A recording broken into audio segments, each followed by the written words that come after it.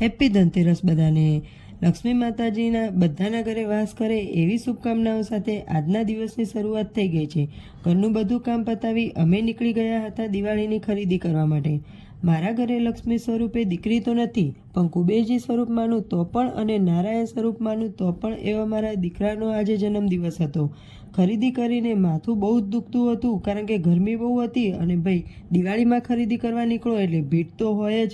એટલે આજે પાણીપુરી સ્કીપ કરી અને સોડા પીવાનો વિચાર કર્યો અને અમે આવી ગયા હતા સોડા પીવા। ઘરે આવીને કામ પતાવી લીધું અને મુહૂર્ત પ્રમાણે અમે આજે લક્ષ્મી પૂજન પણ કરી લીધું। સાડી નીકાળીને રાખી હતી, પણ પહેરવાનો તો ટાઈમ જ ના રહ્યો। પછી અમે વિયાન માટે કેક લાવ્યા હતા, એટલે મેં નાનું એવું સેલિબ્રેશન કરી લીધું અને અહીં દાદા દાદી તરફથી વિયાનને નવા કપડાં પણ મળી ગયા।